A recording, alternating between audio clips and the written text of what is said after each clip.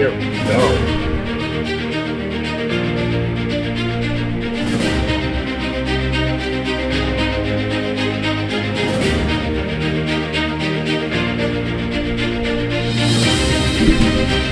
Get set up here.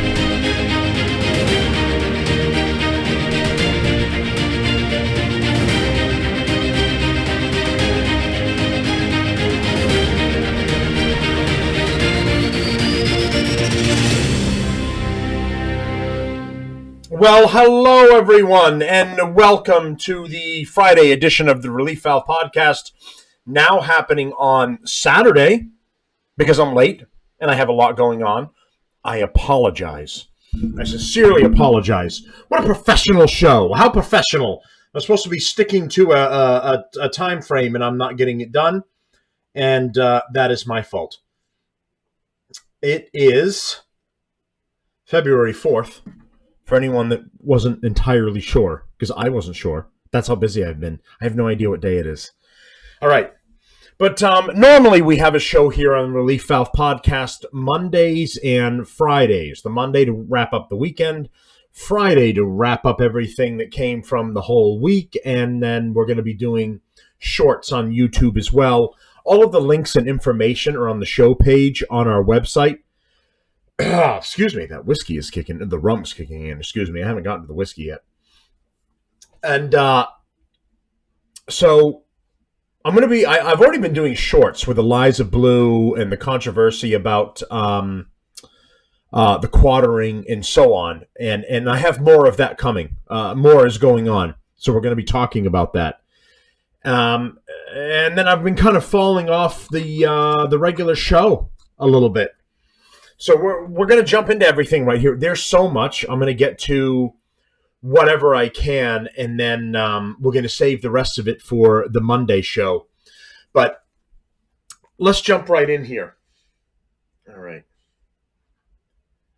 So the GOP officially kicks off Ilhan Omar from the Foreign Affairs Committee. This is good news. On Thursday, the U.S. House of Representatives passed a resolution removing Democrat Representative Ilhan Omar from the House Foreign Affairs Committee. Republican lawmakers argued that Omar should be removed because of past any anti-Semitic remarks, which have been condemned by members of both parties. The Republican-led House voted almost entirely along party lines to oust the Minnesota representative. What idiot wouldn't vote to get this traitor off there's no committee that she should be on, that she should be getting information for about this country. She hates this country. She wants to fundamentally change it for the worse. She hates the Jews. She loves the radical Muslims. There's no committee that she should be on. I wouldn't even want her on the committee for McDonald's, deciding what food I can have. I would be uncomfortable for her being on that committee. Never mind the committee for sensitive material and information coming into the United States. This is a traitor and an anti-Semite that absolutely should not be there. So, prior to the vote, Omar pushed back on her critics, saying, "My leadership and voice will not be diminished if I am not on this committee for one term. My voice will get louder and stronger." Yeah, we wish we could shut you the fuck up, and you won't. So take your vote or not. We're going to. I am here to stay. That's unfortunate. And I'm here to be a voice against harms around the world and advocate for a better world, she added. No, you're not. She's advocating for the destruction of Israel. She's got a map of the Muslim world in her office that shows Palestine over Israel. Israel's been wiped out and it's nothing but all Palestine. So she just wants one gigantic terrorist state. Ilhan Omar is just a representative from ISIS or Al-Qaeda. That's all she is. So the Republican Jewish coalition praised Omar's removal from the committee. For years, Democratic leadership has failed to hold Representative Ilhan Omar accountable for her vile, hateful, and dangerous anti-Israel and anti-Semitic rhetoric, the group said in the statement. Today, Republicans under Speaker Kevin McCarthy's leadership kept their promise to remove Representative Omar from the prestigious and crucial important House Foreign Affairs Committee. Earlier this year, House Speaker Kevin McCarthy vowed to block Democrats from seats on powerful committees, partially in retribution for Democrats knocking 2 Republicans off their committees in 2021. And that was Marjorie Taylor Greene and somebody else. The Democrats just kicked them off. And now the Democrats are upset that Adam Schiff and Ilhan Omar and another one, I think, have been kicked off all their committees. Eye for an eye, first of all. And second of all, these traitors to the country should never be on committees, ever. McCarthy told Punchbowl News he's planning to keep the California Democratic refs Adam Schiff and Eric Swalwell from being assigned to the Intelligence Committee. Well, that's smart. Eric Swalwell is a person who sleeps with Chinese spies. He shouldn't be on any committee for anything. He shouldn't even be on the committee for McDonald's either, because he's probably just going to let all the secrets out to Burger King or Wendy's, and they're going to get the hookup about what's going on over at McDonald's. So you can't trust Swalwell to run anything or to be informed about anything, because he's just going to give it to a Chinese spy. So in addition to removing Omar from the Foreign Affairs Committee, so that's 100% good news, and I'm happy to hear that. So getting on to the corrupt Biden regime, and that's both Hunter and his father, Dementia Joe. Both of them are tied into other countries, right? So the grift is for them is Hunter goes out there and he's like, hey, bro, I can totally get you access to my dad. You throw me some money and I'll make sure he knows what your deal is. So this junkie gets all the information, and he gets paid millions of dollars from these companies, Chinese companies, Burisma in Ukraine. He gets millions, and then he throws a little kickback to the big guy, which has been alleged that the big guy is his father, Joe. And Joe makes all of this extra money from him. And if you wonder why Joe and Jill Biden have million-dollar homes in multiple places, just like the Obamas and the other ones, it's shady deals and kickbacks from stuff like this. They're all corrupt. Especially the ones that tell you they're for the people. You definitely can't trust those motherfuckers. So some new information came out. Let's see, what do we got here? We got Hunter Biden admits his laptop was real. So let's start with this, then we'll go to the other one where he was paying one of his employees, or semi-forcing them. The woman was hard up for money. And she was asking her boss to pay her because Hunter hadn't really been keeping up with all the payments. And he's like, yeah, I'll pay your rent. I'll help you out and hook you up. Just go live on video chat with me and do sexual stuff with me. Be naked with me and do whatever it is I want you to do. But we'll get into that.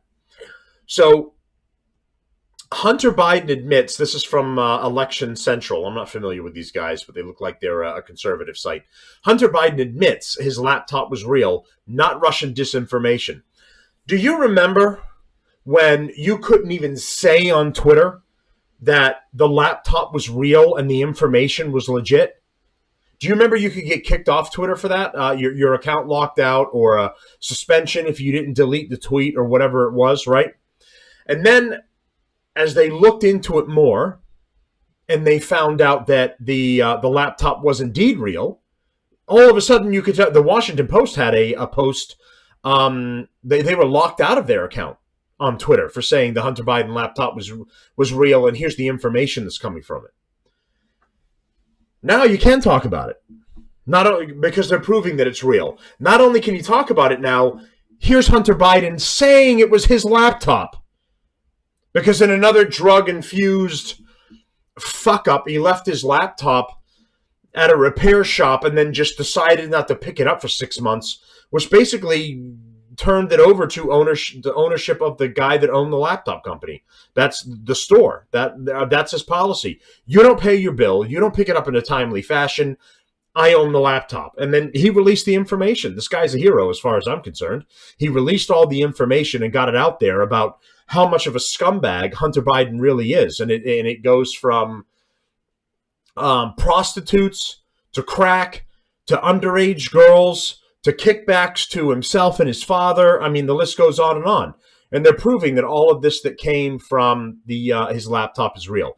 So while most anyone paying attention from the beginning of the Hunter Biden laptop saga back in the fall of 2020 could pretty quickly discern the story was legitimate, it's taken years for some media outlets to show any interest in the potential criminal behavior of the president's son.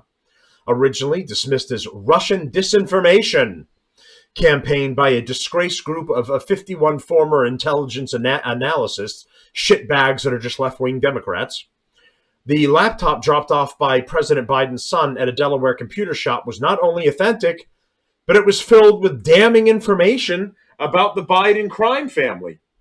What do we have here for this? Oh, for fuck's sake.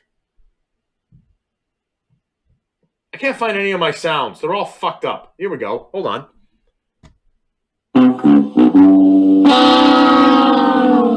There it is. There it is. Better late than never. When Hunter Biden failed to pick up the laptop, it became the property of the computer store owner who then took a look at its contents. He was appalled to the point of contacting the FBI due to the mountain of evidence the laptop contained of what appeared to be criminal wrongdoing. Well, now Hunter Biden's attorneys have issued a letter directed at the repair shop owner that not only asserts the laptop is 100% genuine and was the property of their client, but now calls for investigations into what they claim was illegal access to the information contained on the laptop. Hunter Biden signed an agreement saying you have to pay for this laptop in a timely fashion, or it becomes property of the store. You're not getting it back. He just doesn't like that all this information has coming out, showing what a piece of shit he is. Once again, the New York Post, which has now had too many victory laps to count, covered the story. So much for the laptop could be mine. First, son Hunter Biden's lawyers admitted late Wednesday that the infamous laptop, the now 52-year-old abandoned at a Delaware computer repair shop in the throes of his crack cocaine addiction, does indeed belong to him. The revelation came in a petulant letter from Hunter's lawyers, seeking a criminal probe into what they called attempts to weaponize its contents. In the 14-page letter to Delaware Attorney General Kathy Jennings, Biden's attorney Abe Lowell claimed that the repair shop owner John Paul Mac Isaac unlawfully accessed Hunter's laptop data and worked with former President Donald Trump's personal lawyer Rudy Giuliani to weaponize sordid and incriminating contents on it against Joe Biden. This failed, dirty political trick directly resulted in the exposure, exploitation, and manipulation of Mr. Biden's private and personal information, Lowell wrote. Or the truth. That's all they put out there, was what was on it. Mr. Max Isaac's intentional, reckless, and unlawful conduct allowed for hundreds of gigabytes of Mr. Biden's personal data without any discretion to be circulated around the internet. Mr. Isaac took possession of the laptop and hard drive late in 2019 after trying and failing for months to notify Hunter that the device was ready to be picked up. Once the shop owner saw the laptop's contents, including emails detailing influence peddling involving then Vice President Joe Biden and videos of the younger Biden smoking crack and having sex with prostitutes and his work subordinates, he alerted the FBI. So this particular section right here was a post from a section from the New York Post, which covered this originally, got locked from Twitter for telling the truth about this, are now vindicated about all of it, and are putting additional info. So not only was the laptop real and not Russian disinformation, but now it's laid bare that it was indeed the property of Hunter Biden. An attorney for the repair shop owner scoffed at the letter as nothing more than an intimidation tactic. After all, Hunter Biden had signed a contract that explicitly stated that the repair shop owner could access the contents for the repair and also spelled out the terms upon which the property would be forfeited if it was not picked up after a certain time period. So he violated all of that. He didn't even pay for it to have it done. He was so fucked up on drugs, he probably didn't remember he had a laptop. The story seems like beating a dead horse at this point, but it's critical to avoid letting it slip under the rug. When the New York Post first broke the news before the 2020 election, after a thorough and diligent investigation into the authenticity of the laptop contents, social media companies, at the behest of the government and the Biden campaign, banned the Post's account and limited sharing of the story for purely political reasons. The only election interference in recent years has not been from Russia, but from forces within the Democratic Party attempting to kill information it doesn't like. That's absolutely correct. If Joe Biden was forced to answer for the contents of the laptop, such as his 10% cut as the big guy from foreign business deals, the 2020 election might have ended differently. Instead, Joe Biden was given cover by a group of former intelligence agents and analysts who, without ever seeing the laptop or the contents, signed the letter stating it was Russian disinformation. This gave the left-leaning media outlets cover to discount the story, and even Joe Biden cover to claim it was a nothing burger. It's critical that House representatives follow through with their investigations and release as much information as they can concerning how the Biden family has sold its influence to the highest foreign bidder over the past 2 decades. So that's absolutely correct. So the Democratic Party and Joe Biden have been hiding this information, trying to hide his son from the general public for years now, because he knows he's a piece of shit, and he's going to hurt him, but they still can't get out of bed together. They're still intertwined because Joe needs that money. You know, $400,000 a year as president, that isn't enough. You can't pay the groundskeepers and your land taxes and everything on all your properties, and take all your vacations and make sure Dr. Jill, the doctor of education. So if you're on a plane and you're choking to death, Dr. Jill is going to read you Curious George. She's not going to save your life. Dr. Jill, doctor for her name, is an absolute joke. Doctor of education. You're a doctor of nothing. You have a doctorate in education. That's it. You're not a doctor. So anyway, these two shitbags are getting all this money from their idiot crackhead son. So now, as if we haven't gotten enough information about Hunter Biden already, right? We've been hearing for years now that he's a drug-using, money-peddling piece of shit who's hooking up with prostitutes like it's going out of style, spending money like it's going out of style, making mistakes like they're going out of style, and he's not done. So more information coming out of this laptop now. Hunter Biden paid an assistant thousands off the books for filthy sex chats, texts show. Hunter Biden slipped his legal assistant thousands of dollars under the table while the two were in a sexual relationship over several months in 2018 and 2019. Text messages recovered from the first son's laptop show. During this period, Hunter, now 52, struggled with addiction to crack cocaine and had unrestricted access to his father's Wilmington, Delaware home, where classified documents have been found. We're going to be getting into that story. From Joe Biden's time as a senator, he never should have had those documents, and vice president were improperly stored, and the vice president should not have had those documents either. The assistant, whom the Post is not naming, is one of at least 4 women who hooked up with Hunter while on his payroll, including his sister-in-law, Haley, her sister, Liz Secundi, and baby mama, London Roberts, according to a report by right-wing nonprofit research group Marco Polo.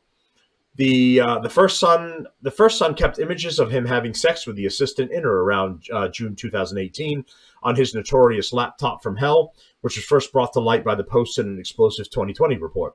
The Marco Polo report states that the assistant received a regular salary from the Owasco firm between mid-June and early October 2018.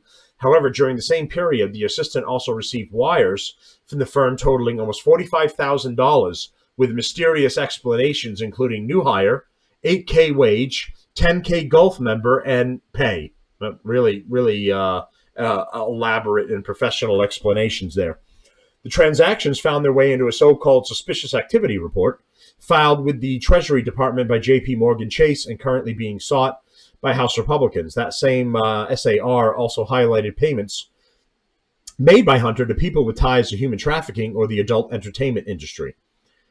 Here's Hunter bending, a picture of Hunter about to mount a prostitute from behind, or the woman that he's been making the payments to. It's one of the two.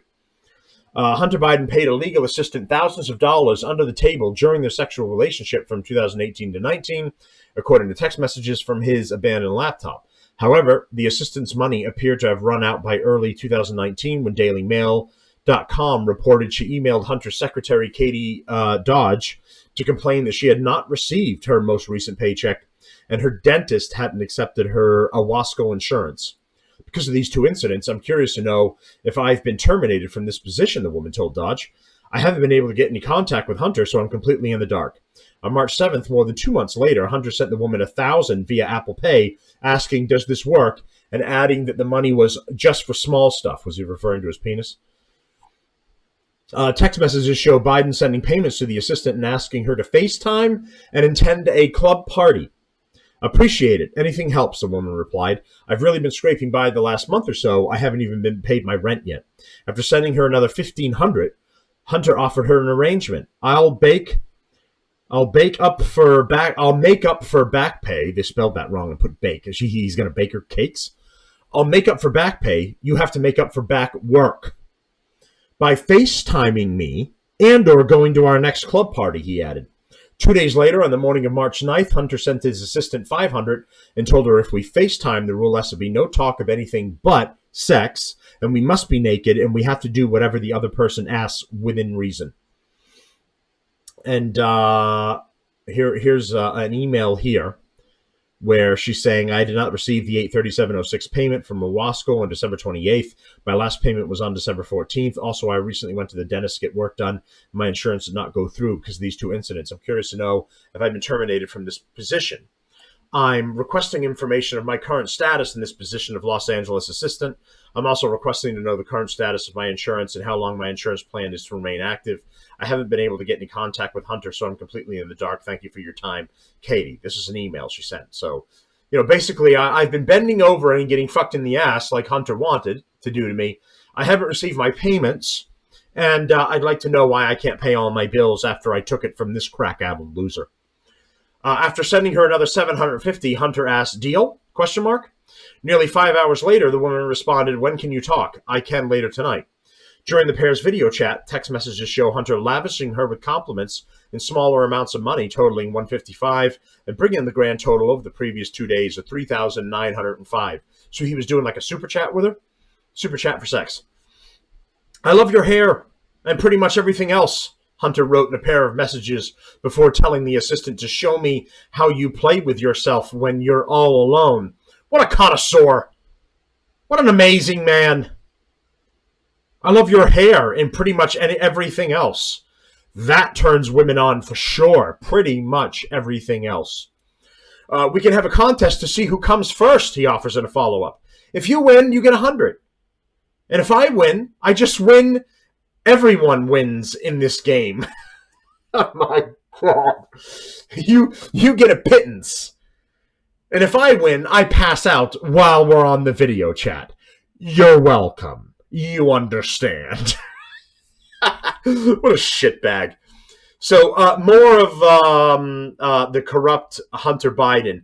And if you think that this piece of shit is not like his father at all, I'm not sure what to tell you, because like father, like son, really, right? You think Hunter came up with this stuff all on his own?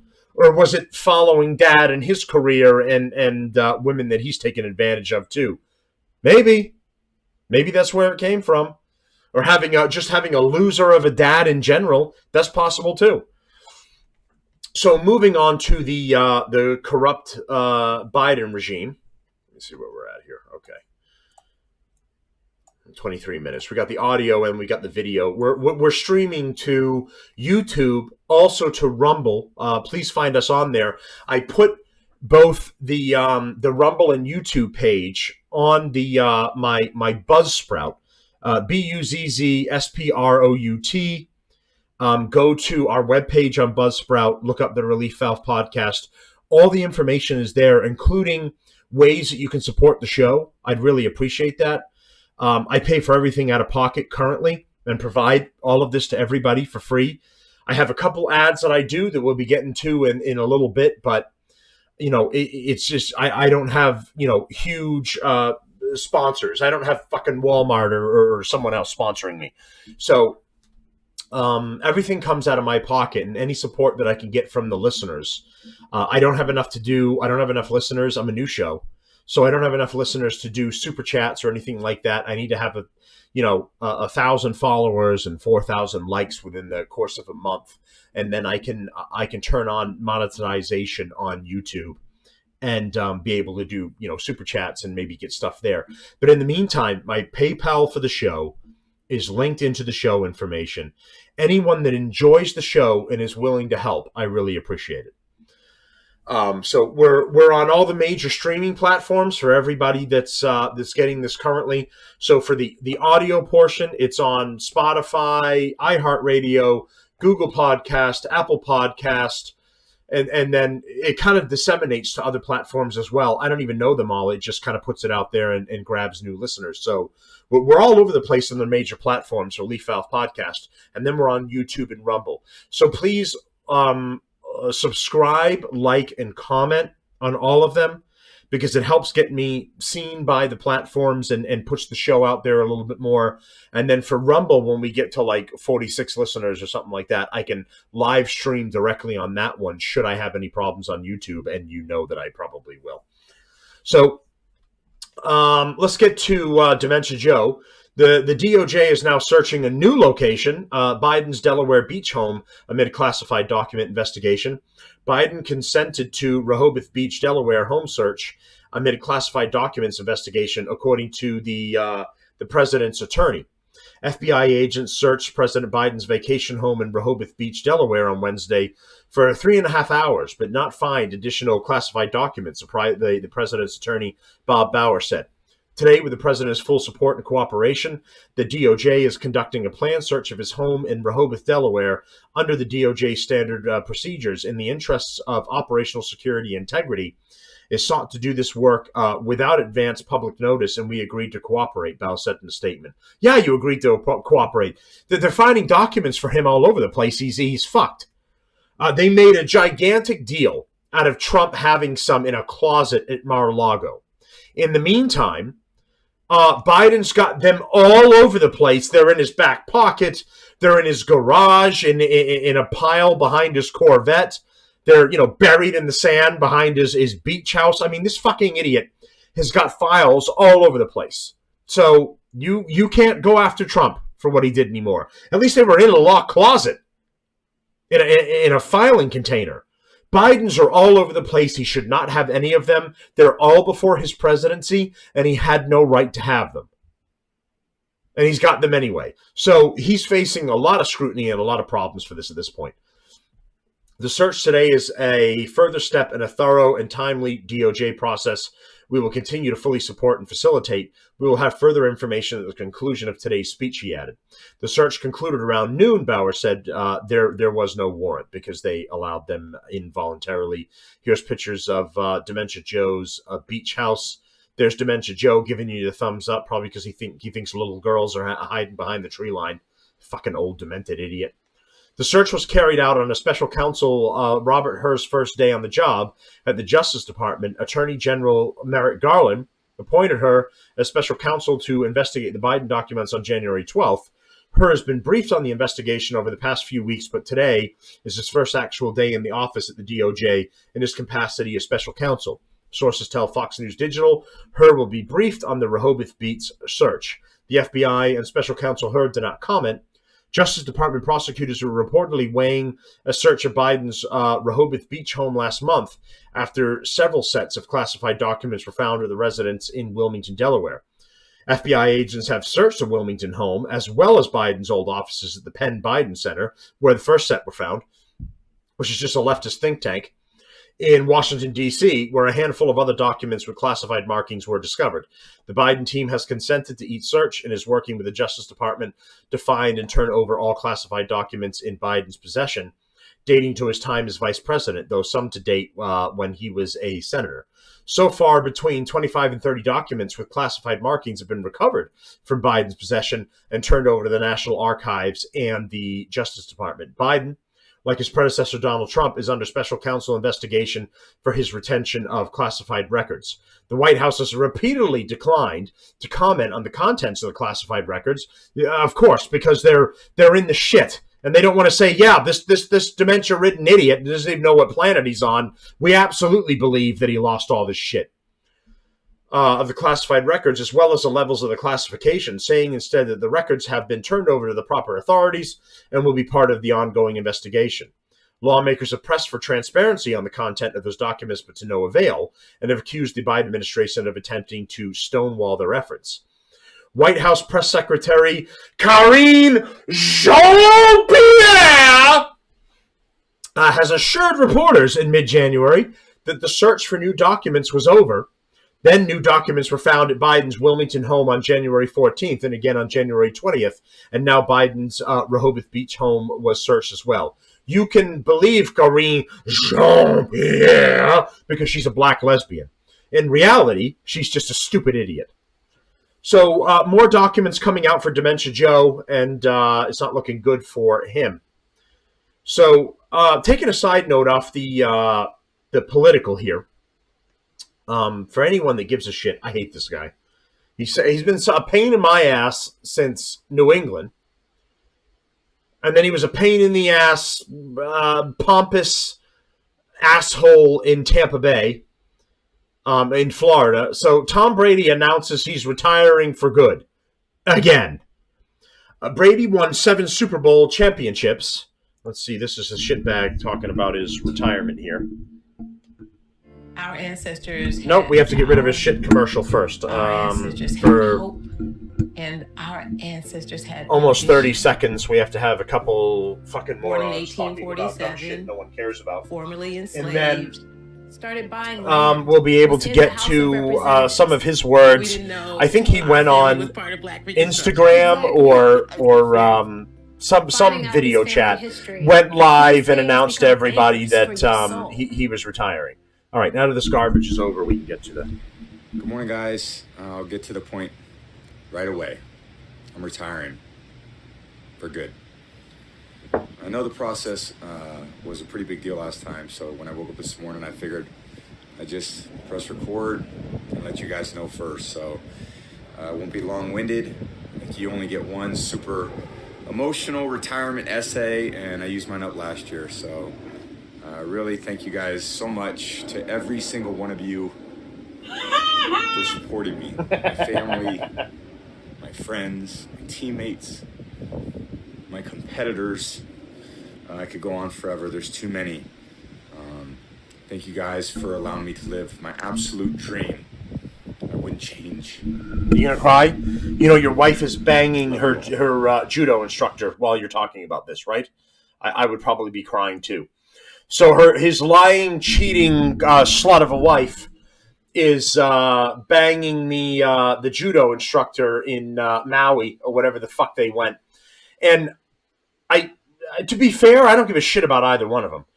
Tom Brady has always thought he's fucking great, and he's been a big crybaby for years. He did great in New England. He brought us championships. Good for him. And then instead of walking away gracefully when his time was over, he had to keep shoving his stupid face back into the spotlight and keep playing. And then it just went downhill from there, and it turned into a disaster. And, in his defense for a little bit of that, he's going through a divorce. His wife is sitting on some dude's face, and, because he's not around anymore. And the typical woman thing, you're never around. We don't spend time together. I'm going to go find someone that's going to dedicate the time to me. Like, we all have shit to do. We've all got to work. We've all got jobs. We're making money. You don't like the money Tom Brady's bringing in? You're just a model that's showing off your ass. And now you're so old, nobody wants to see you anymore. You don't have any relevancy anymore as a model. And it doesn't change the fact that you are very likely cheating on your husband while he was gone doing all this. Okay, he was driven. He wanted to keep playing. He felt strongly about it. And you were at home with the kids, and you couldn't go to the Bahamas or Maui or whatever and model. You couldn't hire a babysitter and do all that. Or as it was that no one wants to see you in a bikini anymore because you're like 40 or 50. No one's interested. I didn't even know who the hell she was until I heard who Tom Brady was married to. Nor did I care. Not before and not after I learned. So fuck this bitch. But anyway, Tom Brady, the 7-time Super Bowl champion who holds every major NFL passing record, announced in an emotional beachside video he was retiring for good. The video was posted to his social media accounts exactly 1 year after he said goodbye to the Tampa Bay Buccaneers to focus on commitments off the field. He would announce his return less than 2 months later. Good morning, guys. I'll get to the point right away, he said in the video. I'm retiring for good. I know the process was a pretty big deal last time, so when I woke up this morning, I figured I'd just press record and let you guys know first. So I won't be long-winded. You'll only get one super emotional retirement essay, and I used mine up last year. I really thank you guys so much, to every single one of you who's supporting me, my family, my friends, my teammates, my competitors. I can go on forever. There's too many. Thank you guys for allowing me to live my absolute dream. Excuse me. I wouldn't change a thing. Brady posted several photos of his family, friends, teammates, and coaches on an Instagram stories. The Tampa Bay Buccaneers quarterback led his team to the playoffs, even as the team was dealt with a ton of injuries and finished with an 8-9 record. Brady finished the 2022 season with 4,694 passing yards and 25 touchdown passes. It was the sixth straight year he topped 4,000 or more passing yards. He led the league this season in pass attempts, 733, and completions, 490. In Wednesday's video, Brady alluded to a message he sent on his Twitter account on February 1st, 22, detailing his thought process when he stepped away from last season. He didn't mention specifically he was retiring from football in either post. This is difficult for me to write, but here it goes. I'm not going to make that competitive commitment anymore, he said in part in 22. I have loved my NFL career, and now it is time to focus my time and energy on other things that require my attention. I've done a lot of reflecting the past week and have asked myself difficult questions. His statement read, and I feel so proud of what we've achieved. My teammates, coaches, fellow competitors, and fans deserve 100% of me, but right now, it's best I leave the field of play into the next generation of dedicated and committed athletes. My playing career has been such a thrilling ride and far beyond my imagination. Blah, blah, blah. Go away. It was cool when you were a great quarterback, and we were loving it. It was fresh, and we weren't frustrated with it. And then you left the Patriots, and you kind of retired, and then you came back out of it because you were greedy, and you wanted more Super Bowl ring. So you went to Tampa, and you managed to get one more, and then you were still greedy, so you came back again, and you tried to get another one, and then you sucked, and you didn't. And now you're going to retire for good after you've made a mess of everything, and your wife is off banging other people. So the entire thing is a disaster, but another rich cunt that we shouldn't fucking care about. Great. I don't even watch football anymore because of you fucks and the shit that you do. So, moving on to the next interesting... I don't even know if this is a segment. We're just getting off the politics here for a minute, and we're getting to interesting things happening in the limelight with the rich elites that are so much better than us, and we must talk about them because they are important, and we are not important, and they are interesting. So, is Hulk Hogan paralyzed? Someone says Hulk Hogan is doing well and is not paralyzed. Don't you dare say that he is. Oh, for God's sake. Come to TurboTax. And? Another goddamn commercial? I was just out of everything. Bear with me 1 second. After this shit commercial that no one cares about is gone, I might actually be able to provide something here. Here we go. I am a real American. Fight for the rights of everyone. Come on, do it with me. Listen to the crowd. Shake the hand and do the crowd. Fight for what's right. Fight for your life. The Hulkster's not paralyzed, brother. I'm just in a wheelchair with a crane, and I'm trying to walk around with a cane, and I can't feel my lower extremities. But the Hulkster is not paralyzed. Listen to me, brother. Take a stand, you don't have to hide. Is a Hulkster paralyzed? Maybe. Hulk Hogan is not paralyzed following a recent back surgery, says a rep from the former wrestler. Hogan, 69, was a topic of conversation during Sunday's episode of The Kurt Angle Show, when host Kurt Angle said that the former wrestling superstar revealed some critical details about his health during the filming of WWE's Monday Night Raw 30th anniversary episode, which aired January 23rd. Hogan had his back surgery again. He had the nerves cut from his lower body, Angle said in his podcast. He can't feel his lower body. That's not a good sign. He had to use his cane to walk around. I thought he was using the cane because he has pain in his back. He doesn't have any pain. He has nothing at all. He can't feel anything. Now he can't feel his legs. So he has to walk with a cane, which is pretty serious. I'm sorry. I probably shouldn't be laughing. But He's not paralyzed, but also he has no feeling below his waist. He can't feel his legs or anything. He has to use a cane. But he's definitely not paralyzed. While the Olympic gold medalist raised concerns about Hogan, who appeared on the opening segment of the wrestling company's tribute episode without any noticeable impairments, a representative for Hogan told Entertainment Tonight that the former WWE star is able to walk around with a cane, without a cane, and is doing well and is not paralyzed. We'll take your word for it. Hogan's representative did not immediately respond when reached by People. A separate rep had no comment. Who's People? Again, People magazine, or a group of people standing on the side of the road who were like, I wonder what's going on with Hulk Hogan. And they're like, hi, I'm his representative. No, he's fine. He's fine. Tell your friends. In 2021, Hogan's 34-year-old daughter, Brooke, talked about her father's health journey during an appearance on the Hollywood Raw podcast with Dax Holt and Adam Glynn, revealing that he's undergone approximately 25 surgeries in the last 10 years. He had both shoulders scoped, and he had his whole bicep and everything tied up in his shoulder last year. She shared on the podcast October 27th, 2021 episode. This was a disaster. He got MRSA, and it was like a big thing, so we had to go back. She added, he's had both of his knees replaced multiple times, I think twice on both.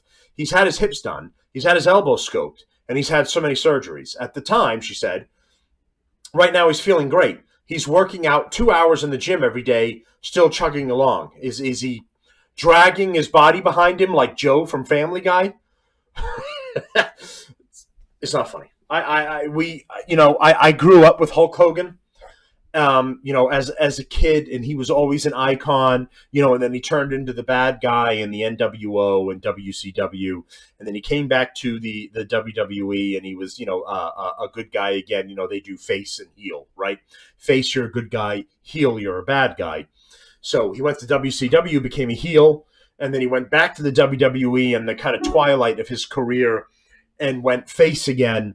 And now he's kind of, he does cameos and shows up for certain things, but he's pretty much done. I wish the Hulkster the best, and I hope he's doing well. He was an American icon, especially in the wrestling world. So I hope he's doing well. One story I was going to get to, I'm just going to kind of breeze over this a little bit. Flybe, a flight company, passenger transportation company in the UK, just goes out of business. It goes into administration and cancels all its flights. Again, another one of these companies that just goes out of business while customers have been flying using the airline and they're at their destinations, right? They've gone to their business meeting. They've gone on vacation. They've gone wherever. And Flybe just shuts down, runs out of money, goes into administrative protection. So they don't have to give money back, or there's certain things that they don't have to do. Regional carrier Flybe has ceased trading and all scheduled flights have been cancelled, authorities said. The UK Civil Aviation Authority, CAA, made the announcement the company had gone into administration and urged those with booked Flybe flights not to travel to airports. So, you have your ticket and you go, all right, it's time to leave. I'm going to get my Flybe flight, and they're like, no, don't bother, mate. They're fucking out of business. You can swim home. 3 early flyby flights from Belfast, 2 from Birmingham, and 2 from Amsterdam were all showing as scheduled on time on Flybe's online flight status live tracker at 5. A passenger whose Flybe flight was canceled within just 3 hours noticed the branded with the company outrageous. Freddie McBride, 61, from Balham in South London, was due to fly with his wife from Heathrow to Belfast on Saturday morning, but had to rebook with Aer Lingus. We'll kick you right in the Aer Lingus if you come fly with us. He told the PA news agency, I got up at the crack of dawn, packed, and we couldn't check in online last night, so I thought we'd do it this morning. I left my wife to do it while I got on the train. I got up at 6, left the house before 7. I got to Hatton Central, and I checked my email, and it says they've gone into administration or essentially out of business. It's just outrageous. I had to phone my wife to tell her, and she booked from home while I was running about to Terminal 3 and 5 to British Airways because I thought we could fly with them. So I've just spent the last hour running around the terminals trying to sort things out. When I got on the plane, I'll be relieved. They allowed us to book about a day or two ago. It's not good. It's not good. It's not good at all. But the CAA urged ticket holders to instead check its website for the latest information. This was their Twitter. On the 28th January, on 28 January 23rd, David Pike and Mike Pink were appointed joint administrators of Flybe Limited. Flybe has now ceased trading. All Flybe flights from and to the UK are canceled and will not be rescheduled. Further information can be found at flybe.com. You're fucked. CAA Consumer Director Paul Smith said, "It is always sad to see an airline enter administration, and we know that Flybe's decision to stop trading will be distressing for all of its employees and customers." So I hope that all of these people were able to get home and were reimbursed somehow. That's got to be so stressful to have an airline go out of business while you were on your business trip or your family vacation, and you go, all right, time to go home, everyone. Well, never mind. The airline we bought our tickets with is out of business. Now we're going to have to fight for a refund or something. But in the meantime, we maybe have to pay to get another airline to take us home. I mean, it's bullshit business stuff. They should not be able to do that, and they should have to ensure that all of their people get home safely and at no additional cost. So it's bullshit. So going to the war effort here, let's see where we're at, because we're going to bump some of these shows to. We got to do the Kamala thing and the balloon thing, and then we're going to wrap it up. The Chinese balloon flying over Montana. We'll get to that, but. This was an interesting statement. This is about a week old, I think, now at this point. But World War III watch from Breitbart. German foreign minister declares we are fighting a war against Russia. I don't know if this is a Freudian slip or what it was. But in a stunning statement contradicting her own government and the official line from NATO, Germany's foreign minister declared that her country and Europe as a whole is in a war against Russia in Ukraine. Speaking before the Parliamentary Assembly of the Council of Europe in Strasbourg on Tuesday, Annalena Baerbock, you got to yell it like German, of the German Green Party and a top member of the Traffic Light Coalition government, Olaf Schnell, publicly contradicted the head of her government by saying that they are at war with Russia. I've said already in the last days, yes, we have to do more to defend Ukraine. Yes, we have to do more also on tanks.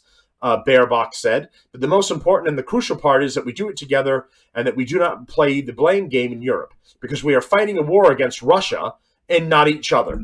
We are fighting a war against Russia. I've said already in the last days, yes, we have to do more to defend Ukraine. Yes, we have to do more also on tanks. But the most important and the crucial part is that we do it together and that we do not do the blame game in Europe, because we are fighting a war against Russia and not against each other. Thank you. Thank you, Madam Minister. Yes! We are fighting a war. We are fighting a war against Russia! The Nazis are back. I mean, Germany is back. We're in it to win it, baby. We are fighting the Russians. Like we have years ago, we have beef to settle. So, I mean, they're saying the quiet part out loud here, that she's, Freudian slip or whatever it is. We're at war with Russia, just straight out, let's call it what it is. We're at war with Russia. All of this is concerning, especially with America. We're sending tanks to, I think we're sending tanks to, we're doing like a through the third party system, right? We're sending the tanks to Poland. Poland is sending them to Ukraine or some shit like that. So that way, like, Poland kind of stays out of it, even though they're also kind of sending tanks and other stuff. It's the stupid game you play where, again, it's the proxy thing, right? Like, we're not fighting. We just sent the stuff over there, and it ended up over there.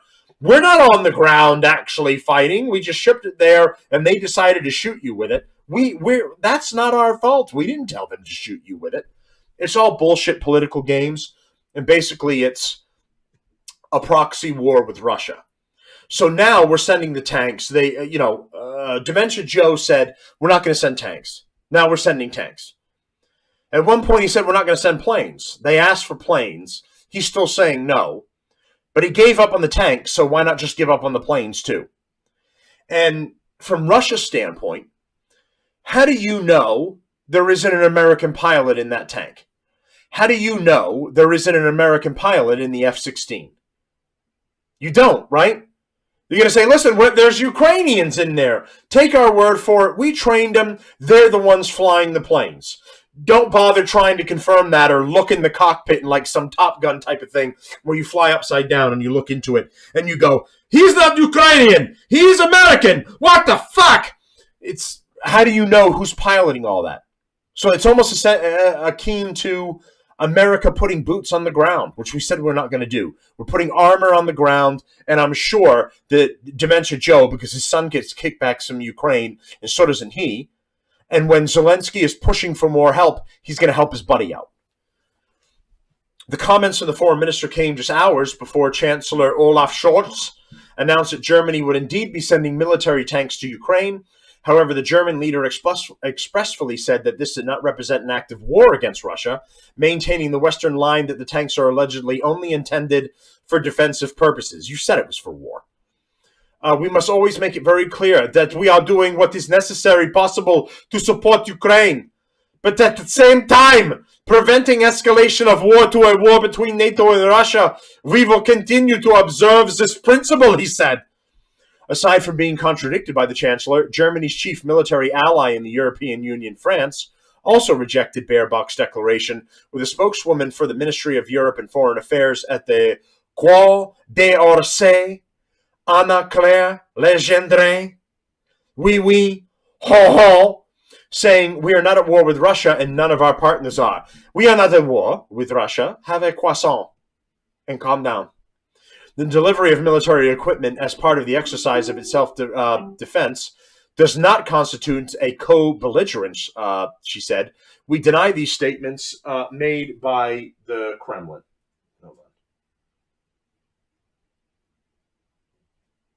Oh, for fuck's sake. All right, so German tanks roll out. East Berlin approves L2s for Ukraine. On Thursday, Germany's Federal Foreign Office also attempted to walk back the comments from Baerbock, telling the Bild newspaper that supporting Ukraine's defensive effort against Russia does not make Germany a party to the conflict.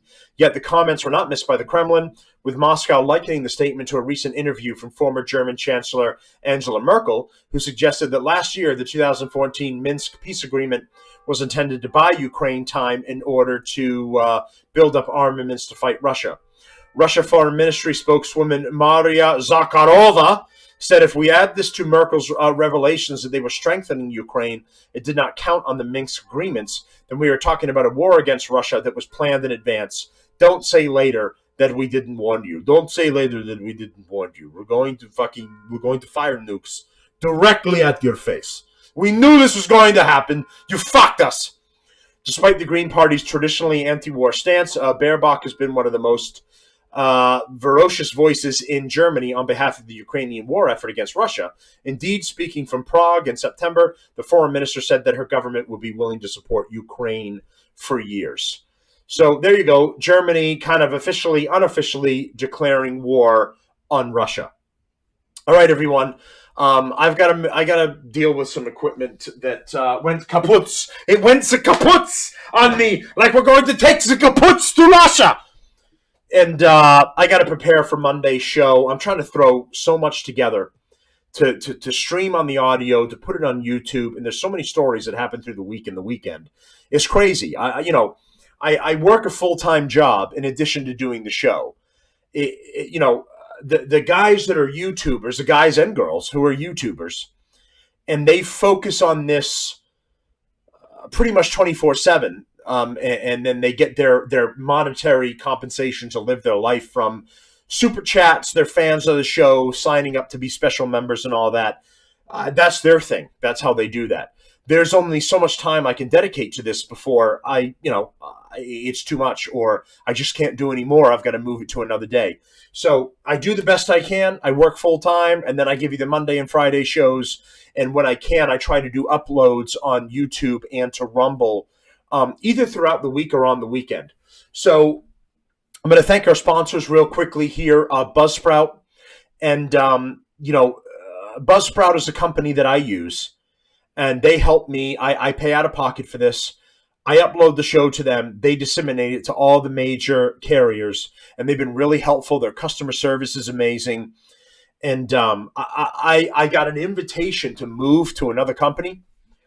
and it was absolute shit. They were in Sweden or fucking Norway or something else, and it took a week, if ever, that their customer service would write back to you about an issue, because some of my shows, I would do it, upload it, and then they weren't sending it to everybody. But if I did another shorter version of the show, they would do it to everyone. So you're saying, all right, well, you went over your usable time, and they didn't post it. Well, there were shows that it was like 50 megabytes, so basically a 50-minute show. So I would try to do shows that were about 50 minutes, maybe even 45, and they were having problems uploading as well. So I would write to them, and maybe if I was lucky, a week later, I'd get an answer. And if you're a podcaster and a news person like me doing shows, I can't wait a week for you to maybe solve my problem. So that site sucked. I went back to Buzzsprout, and they've been the best thing I've used thus far, though I do pay to have this time to drop these shows, at least as the audio format. So, and then my other sponsor is I Love What I Do Media. That's Keith over there. And, I just wanted to put up, our process is simple. It's a 3-stage of website development. We have a small team of website builders, SEO experts, and web design digital experience that get results. Technology is changing quickly these days, and sites we built just years ago could become stale. So we offer to build a new website or freshen up your old website. Every site build is unique as we look at our present digital presence on the internet to your main competitors. And did I mention, we're extremely competitive by nature. We like winning, and that is good news for you. Drop us a line and take a peek at some of our latest work on the other local business owners' websites done right. So that's Keith at I Love What I Do Media. He helps me with changes to the shows, updates, the logo. I ask him for something. I got it a short time later. The guy hits you back right away. I know he can do the same thing for you to either get your online business going or get your business set up online and your page set up. Go over to Keith, give him your business. You won't be disappointed. I haven't been. All right, everyone. So here's the show. Sorry it was a little late, but I got so much going on that I got to it as soon as I could. And we'll do Monday's show and catch up with some of the other things, because I've got Kamala Harris talking about rockets and just the dumb stuff that comes out of her mouth. And then, of course, the Chinese balloon that was flying over Montana that has been since shot down.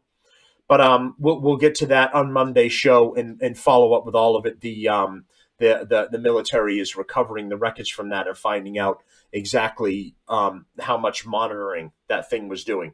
All right. Thanks, everyone, and we'll talk to you on Monday. Thanks, and please support the show.